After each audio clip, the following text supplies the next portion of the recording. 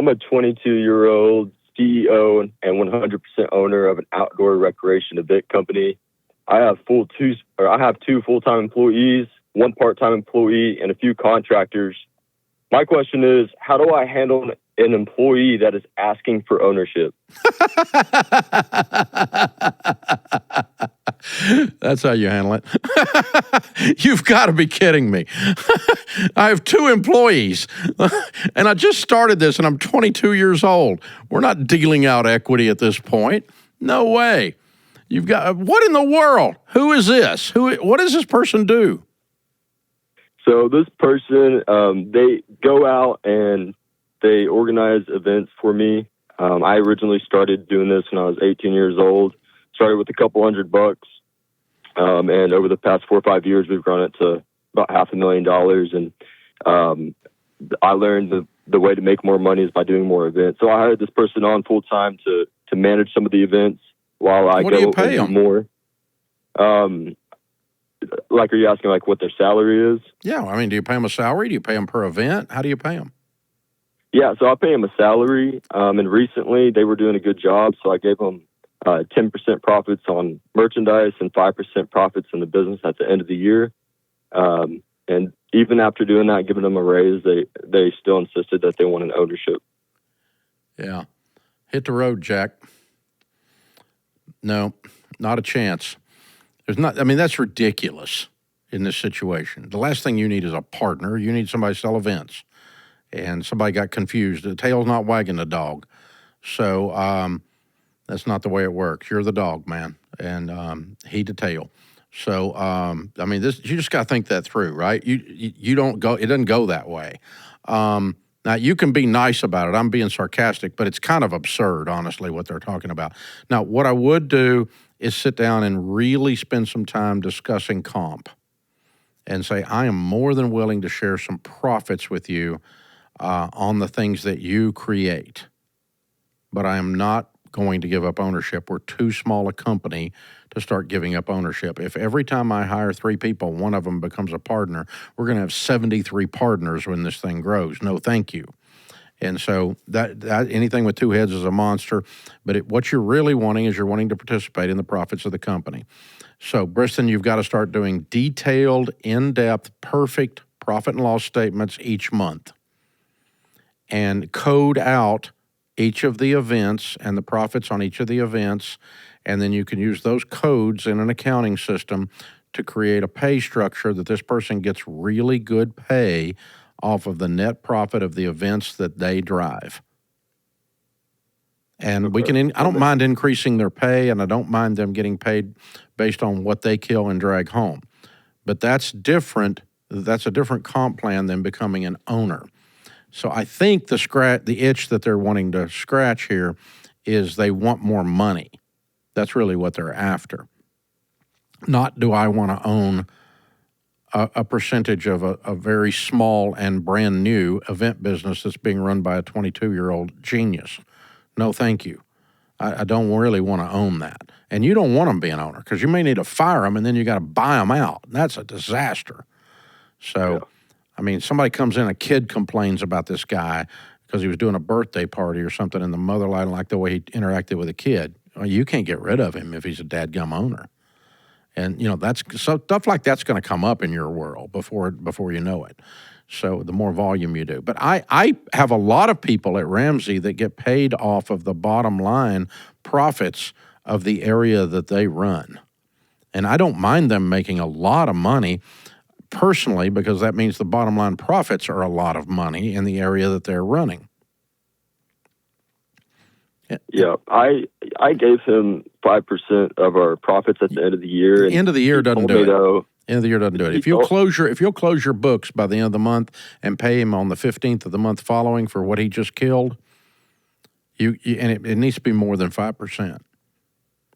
And I don't mind cutting his salary, but increasing his participation to where the net of the two is greater than what he's making now. I don't mind him making more money. It's not a greed thing. But the idea of ownership is it's asinine in this situation. So, no, we're not doing that. If he requires that to stay, he's gone. But I think you can sit down, and I have done that. I've got vice presidents in this place. I've got executive VPs, my operating board. None of them have a salary. They all get paid off of the bottom line of the company. The 15th of the month following, they get paid a percentage of what the company created in profits the month before. And they make really, really good money. And, there's like 14 of them. And so over the years, I'm more than willing to share with people compensation as if they were partners, but they do not have actual ownership. That's the difference. And you can create that, but it's going to require you to do a really good job with accounting. And most companies at your size don't. Yep. So you're going to have to really dial the accounting in, close the books, and have codes, job cost codes is what it's called. So like if you're in the construction business, Briston, if you have a 3 different renovations going, and each job, each of the 3 renovations, if you're running a renovation company, each of the 3 jobs runs its own, as if it's its own business, its own profit and loss. It's called job costing. And you charge things to job 1, job 2, or job 3. So if they go buy materials for job 1, it's charged to job 1, right? If we have a sub that gets paid out of job 1, they get paid out of job 1. And then you can look at job 1 and see what your actual profit on that individual job was, and then those all roll up to be the profit of the company. Does that make sense? That does make sense. You see how that would apply to events in your world? Yeah, absolutely. What percentage would you recommend doing in that case? I would run the money out. Let's see what the money is. So how many events does he do a month? He does 2 a month. Okay, and what do you profit on those events, do you think? If you run the job cost out, what do you think you're going to find on those 2 events? We're profiting about $20,000 per event. Per event. Net profit. Net profit, more like $10,000. Yeah, $10,000 to $12,000. Okay, so let's call it $10,000. So there's between the 2, there's $20,000, right? Right. Okay, and then you're doing other events that he's not doing because that doesn't equal $500K. Right. You say, are you grossing $500K? Yes. Oh, then that would be all the events. Is the whole company doing 2 events a month? No, we do more. I'm the one going out and doing the other ones. He just does 2. Okay. All right. Well, run the 2 out that he does and figure out what the net profit on them is. And now, what did he get paid last year? What was his total compensation last year?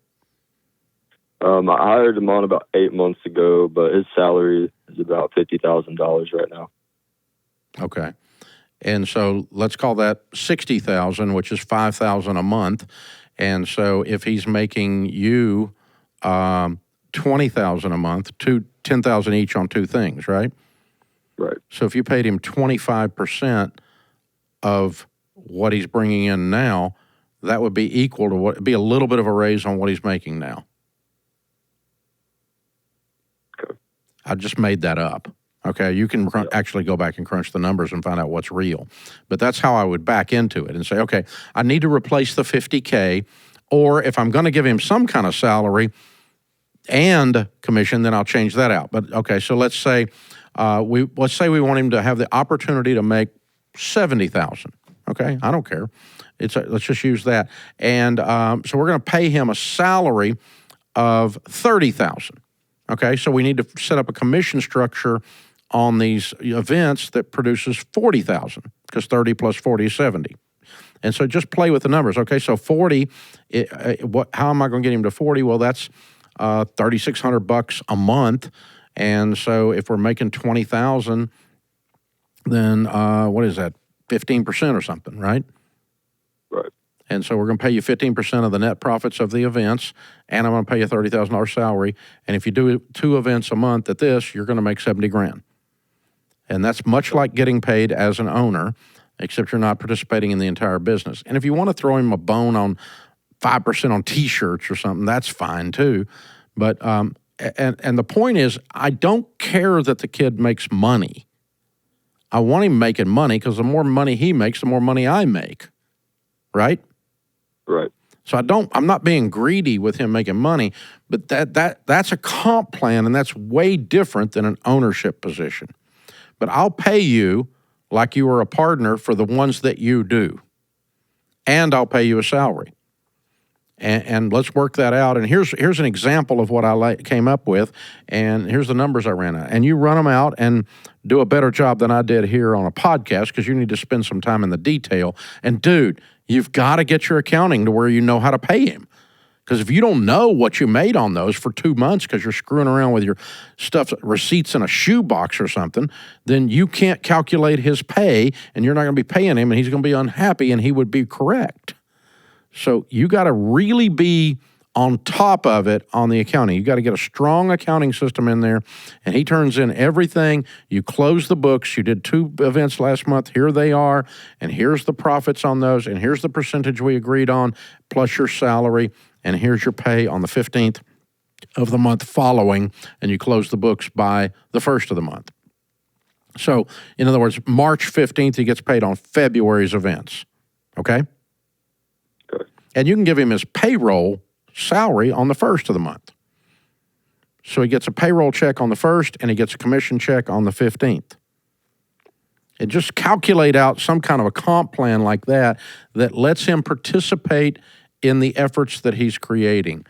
But he's confused as to his value in a company your size to demand equity. And it's humorous, but I don't laugh in his face. That's not a good idea. But but it's just stupid. No, we're not doing that at all. Not even a chance. Oh man, fun business you got going. I hope it grows for you, and I hope you get 10 of him. And they're all making money off the bottom, and you're making money off the top on every one of them. Oh, that'd be fun. Maybe we have a new model here for the event business. Yeah, this is the Entre Podcast.